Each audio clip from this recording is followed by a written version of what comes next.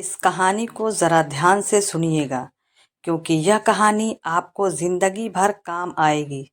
नमस्कार दोस्तों, Monika studio YouTube channel में आपका दिल से स्वागत है। एक बार की बात है, एक समय महात्मा नगर वासियों को उपदेश दे रहे थे। महात्मा कह रहे थे कि संसार के इस माया जाल में मत फंसो, संसार से ऊपर उठो, संसार से ऊपर उठकर ही तुम संसार को जी सकते हो। यहाँ कोई अपना नहीं होता। संसार के मोहमाया में वह फंस गया जिसने अपनी बुद्धि का इस्तेमाल नहीं किया। वह व्यक्ति जो समय पर अच्छे कर्म नहीं करता और बुरे कामों में जुड़ जाता है, वह आने वाले समय में बड़े दुखों का सामना कर सकता है, क्योंकि उसके बुरे कर्म ही उसके दुखों का कारण बनेंगे। इसलिए आप सभी इस संसार की मोहमाया अर्थात इच्छा, लालच, क्रोध इत्यादि को ध्यान पूर्वक देखते हुए अपने कर्म करें। इतना कहकर महात्मा ने अपना उपदेश समाप्त किया और वहां से चले गए। महात्मा जब यह उपदेश दे रहे थे तो वहां पर उस नगर का सबसे धनी व्यक्ति वहीं पर मौजूद था और उस व्यक्ति पर महात्मा की बातों का बहुत गहरा असर पड़ा। वह सोचने लगा कि अगर सब मोह माया है तो फिर व्यर्थ की मेहनत करना बेकार है, फिर फालतू में क्यों अपने समय को नष्ट किया जाए जब अंत में कुछ भी नहीं बचने वाला। जब यहाँ पर कोई अपना नहीं होता तो फिर किसके लिए व्यर्थ की मेहनत की जाए। अब उसका मन संसारी जीवन में नहीं लगता था और जीवन से हटने लगा। अब उसे अपना सब कुछ किया हुआ व्यर्थ नजर आने लगा था। देखते ही देखते कुछ ही सालों में उसका सारा व्यापार चौपट होने लगा था। उस धनी व्यापारी के परिवार के सभी सदस्य उसे इस तरह से देखकर बहुत चिंतित रहने लगे थे और जब भी कोई उससे बात करने की कोशिश करता था तो वह धनी व्यापारी एक ही बात कहता है, यह धन दौलत तो सब सब बेकार की चीज है, यह सब तो मोहमाया है, सब बेकार है, भला हम रिश्ते निभाकर क्या करेंगे। यह सब तो मोह है, जीवन तो केवल एक ही है और वह है मुक्ति। अब तो केवल उसी की आस है, उसी की प्यास है। मैं इतना समझ चुका हूँ कि अब से जो भी होगा वह सब अच्छा होगा। अब से उसने व्यापार पर भी ध्यान देना बिल्कुल बंद कर दिया था और देखते ही देखते वह धनी व्यापारी उस नगर का सबसे गरीब व्यक्ति बन चुका था। वह पूरी तरह से निधन हो चुका था, उसका सब कुछ बर्बाद हो चुका था। एक दिन जब उसके घर में खाने के लिए कुछ नहीं बचा तो उसने अपने आप से कहा कि यह मैंने क्या कर दिया। सब कुछ तो बहुत अच्छा चल रहा था, लेकिन मैंने अपने हाथों से ही सब कुछ बर्बाद कर दिया। आज मेरे परिवार का हर एक सदस्य भूखा है, उनके पास खाने के लिए कुछ भी नहीं और मैं उनके लिए कुछ नहीं कर पा रहा हूँ। वह यह सब सोचता ही रहता था कि तभी उसे याद आया कि उसने महात्मा की बातों में आकर अपना जीवन बर्बाद कर लिया। ना तो उसे मुक्ति मिली और ना ही सुकून। अब तो भोजन के लिए भी आज मुझे रोज मारना पड़ता है, हर रोज मुझे मेहनत करनी पड़ती है, तब जाकर मेरे परिवार को 2 वक्त की रोटी पाती है। अपने परिवार की इस तरह से बुरी हालत देखकर उसे रहा नहीं गया, वह बहुत चिंतित रहने लगा था। तब उसके मन में ख्याल आया कि अब वह किसी से मदद मांगेगा, आखिर अब उसका साथ कौन देगा।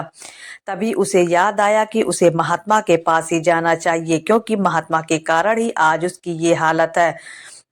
उसके हालात की जिम्मेदार तो वही है। मैं तो सीधा साधा अपने मार्ग पर जा रहा था, लगातार उसने व्यापार में उन्नति कर रहा था, लेकिन जब से मैंने उनकी बातें सुनी तब से मेरा मन विचलित हो गया। उनकी फालतू बातों में आकर मैंने अपना सब कुछ बर्बाद कर दिया। मेरे हालात के जिम्मेदार तो वही हैं, इसलिए मुझे उनके पास ही जाना होगा। अपने मन में क्रोध लिए 2 दिनों की लंबी यात्रा करके वह महात्मा के पास पहुंचा और क्रोध में आकर महात्मा से कहता है कि आपको कोई ज्ञान नहीं, अपने सत्य की प्राप्ति की है। आप तो केवल भोले भोले लोगों को फंसाने जानते हैं, अपनी चिकनी चुपड़ी बातों में उन्हें बहलाना जानते हैं। आप लोगों के सीधेपन का फायदा उठाकर अपनी प्रसिद्ध और अपनी प्रशंसा करवाते हैं। आप हमें ऐसे सपने दिखाते हैं जो कभी पूरे नहीं होते। मैं भी ऐसा ही एक सीधा साधा व्यक्ति था और मैं उस नगर का सबसे धनी व्यक्ति था। आपसे मिलने से पहले सब कुछ ठीक चल रहा था।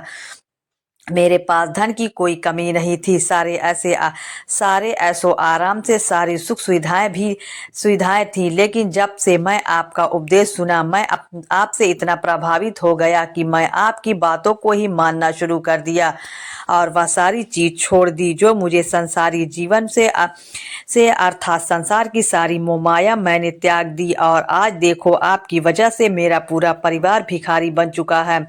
वह छोटी सी कुटिया में रहता है, यहाँ तक कि रोज के खाने के लिए भी नहीं है। आपकी वजह से क्या हुआ है और तुमने मेरी बातों का क्या मतलब निकाला? इस पर वह व्यक्ति महात्मा को सारी बातें बता देता है। आप कहते हैं कि धन दौलत की इच्छा करना, यह काम सब मोह माया है, मोह माया से भरा है। आप सांसारिक जीवन को बुरा कहते हैं और खुद इस संसार में आकर भिक्षा मांगते हैं। आप आध्यात्मिक जीवन को अच्छा बताते हैं, किंतु मेरा एक प्रश्न है, इस आध्यात्मिक जीवन से हमें क्या मिलता है? इससे हमें क्या लाभ? आपने आपने कहा था कि आ, आ, हमें आध्यात्मिकता जीवन से सुख प्राप्त होता है, लेकिन मैं तो जब से आध्यात्मिक जीवन अपनाया है तब से मुझे केवल दुख ही दुख मिला है। यहाँ तक कि मेरे पास जो कुछ भी था वह भी सब में खो बैठा हूँ। आप लोगों को झूठा सुख दिखाकर उन्हें अंधकार में धकेल देते हैं। क्या यह वास्तविकता नहीं? इस पर महात्मा बुद्ध मुस्कुराते हुए उस व्यक्ति से कहते हैं, बेटा, तुम बहुत दूर से आए हो, अभी तुम विश्राम करो। रात को आकर मैं तुमसे तुम्हारे सभी प्रश्नों का जवाब दे दूंगा। पहले तो उसे व्यक्ति ने इनकार किया, लेकिन महात्मा के आग्रह पर वह व्यक्ति महात्मा की बात मान गया और आश्रम में जाकर विश्राम करने लगा। रात्रि के बाद महात्मा उसे व्यक्ति के पास आए और कहा, बेटा, मैंने एक व्यक्ति की बात सुनी। वह कह रहा था कि एक हाथी हवा में उड़ रहा था।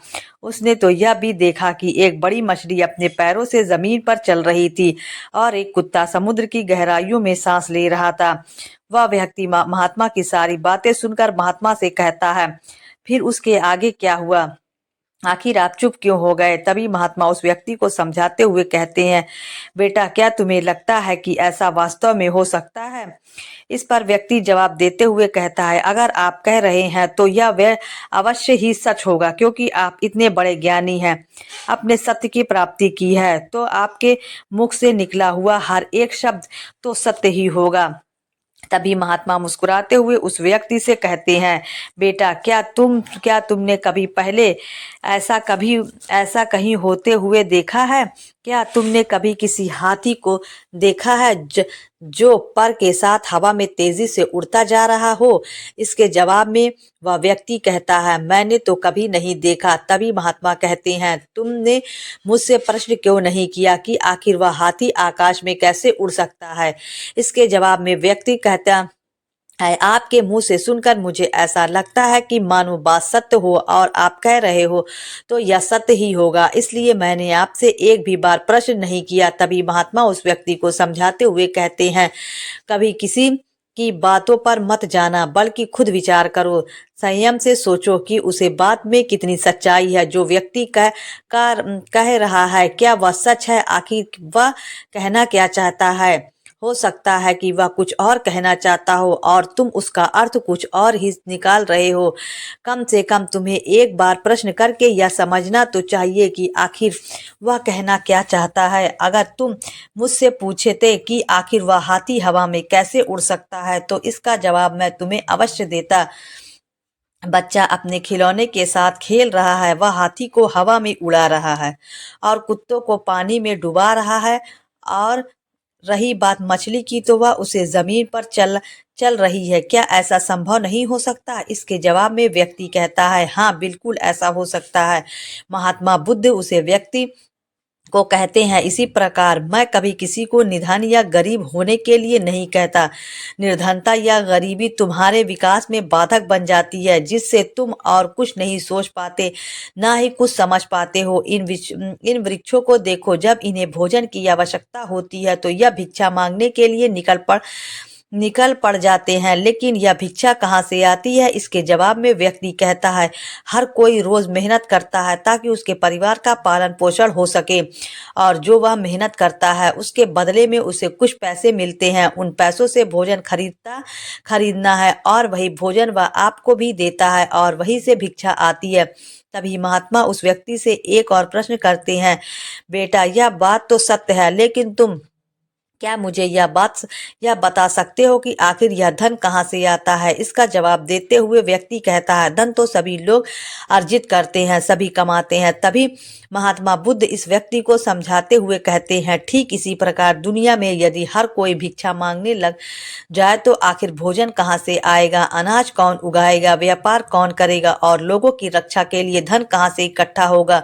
लोगों की जरूरत है कैसे पूरी होगी? यह सुनकर व्यक्ति थोड़ा अचरज में पड़ गया और महात्मा से कहता है कि चिंता की किंतु है, आप ही तो कहते हैं कि मनुष्य की इच्छा कमाना और वासना, लालच और क्रोध यह सभी मनुष्य के विकार हैं और हमें इसे दूर रहना चाहिए। तभी वह आत्मज्ञानी कहता है, तभी महात्मा कहते हैं, बेटा मैं तो अभी भी यही कह रहा हूँ कि मनुष्य को इन सब चीजों से दूर रहना चाहिए। इस पर व्यक्ति महात्मा की बात काटते हुए कहता है, पर दुनिया तो इसी पर चल रही है, इसके बिना भला यह संसार कैसे चल सकता है? हर किसी को पैसों की जरूरत है, बिना पैसों के वह अपने परिवार को नहीं चला सकता, वह अपने परिवार का पालन पोषण नहीं कर सकता, वह अपने परिवार के लिए भोजन नहीं ला सकता, और यदि वह पैसे नहीं कमाएगा तो वह भूखा मर जाएगा। तभी महात्मा कहते हैं, बेटा यह संसार इन चीजों से नहीं चल रहा है, इन चीजों से बिगड़ रहा है। इस पर व्यक्ति कहता है, यह आखिर आप क्या कहना चाहते हैं? मैं आपकी बात समझ नहीं पा रहा। संसार में इच्छा कमाना, वासना और क्रोध ही तो है, और जब हम इनका त्याग कर देते हैं तब हम अध्यात्म के मार्ग की ओर आगे बढ़ते हैं, अर्थात मुक्ति के मार्ग पर, यानी कि हम सामान्यता के मार्ग पर चलते हैं। इस पर महात्मा बुद्ध जवाब देते हुए कहते हैं, बेटा तुमने जो कुछ कहा वह भी एक बहुत बड़ा सत्य है। इच्छा कमाना, वासना और क्रोध ऐसे ही बुरी भावनाओं को छोड़ देने से हम संसार छोड़कर सन्यासी हो जाते हैं, और इन्हीं सभी चीजों को छोड़कर भी हम संसार में जी सकते हैं, धन कमा सकते हैं, मन, पद, प्रतिष्ठा और सम्मान कमा सकते हैं, क्योंकि हम सब अपना कर्म ही तो कर रहे हैं। एक किसान खेती करता है पर वह अपनी खेती बिना बुरी भावनाओं के भी कर सकता है। एक व्यापारी व्यापार करता है और इस व्यापारी में चीजों को यहाँ से वहां पहुंचाना होता है, और वह व्यापारी इन चीजों को बिना बुरी भावनाओं के कर सकता है। ठीक उसी प्रकार एक राजा भी अपनी प्रजा की रक्षा करता है, और वह भी अपने कर्म बिना किसी बुरी भावना के कर सकता है। और एक भिक्षु इन सभी लोगों को सही प्रकार और सही कार्य करने के लिए मार्गदर्शन करते हैं, जो उसे भिक्षु का कर्म है, जो उसका कार्य है। और जो व्यक्ति जागरूक होकर अपने कर्मों का सही पालन करता है, वास्तविकता में वही सन्यासी है, वही भिक्षु है, क्योंकि हम जो भी काम कर रहे हैं वह हमारा इस संसार में रहने के लिए, जीवित होने के लिए, जीवन जीने के लिए केवल एक माध्यम मात्र ही है। उसे छोड़कर हम कुछ भी नहीं पा सकते, और हमारे सभी कर्म करते हुए हमारा मुख्य उद्देश्य जागृति होना है, खुद को पहचानना है। एक बार यदि हमारे भीतर ज्ञान का उदय हो गया, तब हम चाहे जो भी करें वह फिर संसारी हो गया हो या सन्यासी, सब एक ही होते हैं। इस पर व्यक्ति महात्मा से कहता है, किंतु मैंने तो देखा है कि आप अपने संग में उन लोगों को भी शामिल कर लेते हैं जो लोग अपने परिवार को छोड़कर आए, अपने माता पिता को, अपने बीवी बच्चों को छोड़कर आए।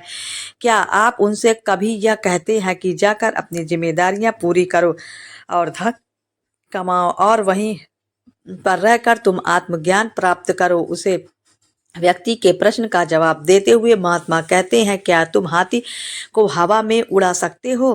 वह बनकर ही रहेगा। जैसे किसी व्यक्ति को व्यापारी बनना है तो वह व्यापारी बनेगा, ठीक इसी प्रकार यदि किसी व्यक्ति को आत्मज्ञानी की प्राप्ति करनी है तो उसे सब कुछ तो त्याग नहीं होगा। आगे महात्मा उसे व्यक्ति से कहते हैं, बेटा क्या तुम सब कुछ छोड़कर आत्मज्ञान के मार्ग पर आगे बढ़ते, या फिर तुम यह सोच रहे थे कि इस रास्ते पर चलकर जीवन आसान हो जाएगा, जो होगा सब अच्छा होगा, सब कुछ अपने आप ही मिलने लगेगा, मुझे तो कुछ करने की आवश्यकता ही नहीं पड़ेगी, सारे दुख दर्द सब कुछ समाप्त हो जाएगा और जीवन में चमत्कार होने लगेगा और अंत में मुक्ति भी मिल जाएगी। महात्मा की यह बात सुनकर उस व्यक्ति को अपनी गलती का एहसास हो गया।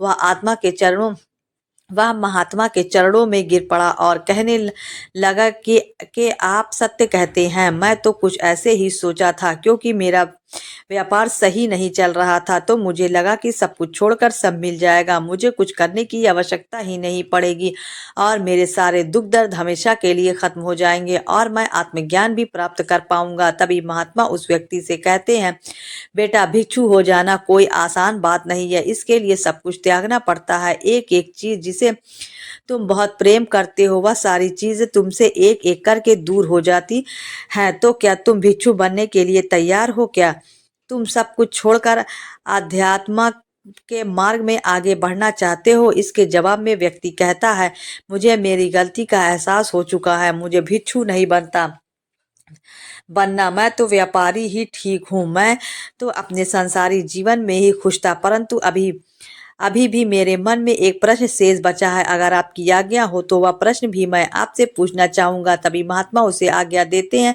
इस पर व्यक्ति कहता है, आप ही तो कहते हैं कि धन नहीं कमाना चाहिए, पद प्रतिष्ठा अहंकार हमें दुख की ओर ले जाता है और संसार में यही तो है और क्या है। यदि हमें सांसारिक जीवन जीना है तो हमें यह सब तो करना ही पड़ेगा। तभी महात्मा मुस्कुराते हुए उस व्यक्ति से कहते हैं, क्या तुम्हें भूख लगी है?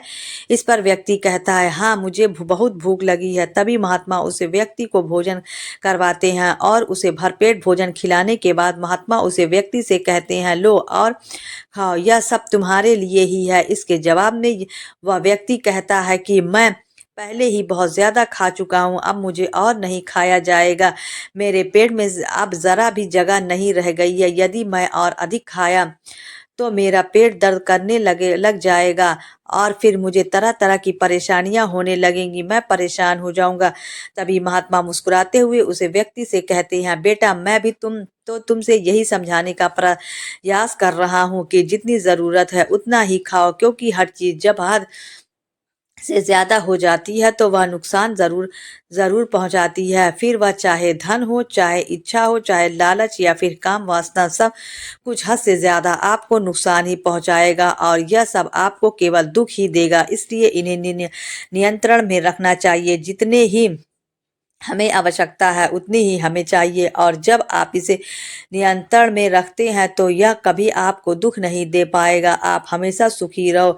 आगे महात्मा उस व्यक्ति से कहते हैं, सुनो, धन कमाना आवश्यक है, क्योंकि धन की कमी नहीं होनी चाहिए, भोजन की कमी नहीं होनी चाहिए, किसी भी कार्य को करने के लिए मन में इच्छा की कमी नहीं होनी चाहिए। लेकिन उसी के साथ में यह भी ध्यान रखना है कि इच्छा अत्यधिक भी नहीं होनी चाहिए और मैं तुम्हें यही समझाने का प्रयास कर रहा हूँ। इसलिए जाओ और धन कमाओ, व्यापार से अपने कर्म से न केवल अपने अपने बल्कि दूसरों का भला भी करो। जब तुम अपने लिए कार्यों की सांसारिक कार्यों से लोगों का भला करते हो तब तुम में और किसी संसारी सन्यासी अर्थात किसी भिक्षु में कोई अंतर नहीं रह जाता। बस सभी के मार्ग अलग हो जाते हैं लेकिन मंजिल एक ही होती है और तुम कभी मार्ग से भटकना नहीं। तुम लोगों की संगत में रहना जो तुम्हें अपने आत्मज्ञान के सीधे मार्ग पर ले चलें, जो सांसारिक जीवन से हटकर नए जीवन में प्रवेश करें, क्योंकि वे लोग बुराइयों से लड़ने में तुम्हारी मदद करेंगे, तुम्हें ताकत मिलेगी और तुम लगातार बिना विचलित हुए अध्यात्म के मार्ग पर लगातार आगे बढ़ते चले जाओगे। इतना कहकर महात्मा शांत हो गए। वह व्यक्ति महात्मा को प्रणाम करके कहता है, यह आपकी शिक्षा यह तो बिल्कुल अलग है। आप जो कहते हैं उसके पीछे का अर्थ कुछ अलग ही होता है, बहुत सीधा और सरल, लेकिन हम उसे समझ नहीं पाते। आपके पास चमत्कार का आश्वास जिससे मेरा और लोगों का सभी का भला होगा ही, यह मेरी ही गलती थी कि मैं आपकी बातों का गलत मतलब निकाला और एक व्यापारी होकर भी मैंने अपने कर्म को छोड़ दिया और यह सोचने लगा कि अब अपने आप सब कुछ अच्छा ही होगा। लेकिन यह सत्य है कि अपने आप कुछ नहीं होता। जब हम हाथ पैर चलाएंगे, काम करेंगे, कर्म करेंगे, तभी हमें फल मिलेगा। जब हम हाथ पैर मारना छोड़ते हैं तो नदी का बहाव हमें अपने साथ बहा कर ले जाता है और तब हमारे हाथों में कुछ नहीं रह जाता और यही मेरे साथ भी हुआ है। आज से मैं आपको वचन देता हूँ कि मैं अपना कर्म पूरी ईमानदारी के साथ करूँगा। आपके दिए हुए मार्ग पर मैं पूरी ईमानदारी से चलूँगा। मैं आपको वचन देता हूँ कि मैं एक अच्छा व्यापारी और एक अच्छा इंसान बनकर रहूँगा। मैं आत्मज्ञान के मार्ग पर अपने कर्म करते हुए आगे बढ़ता रहूँगा। इतना कहकर वह व्यक्ति महात्मा बुद्ध को प्रणाम करके वहाँ से लौट गया। बाकी अगर यह कहानी आपको अच्छी लगे तो इस वीडियो को लाइक और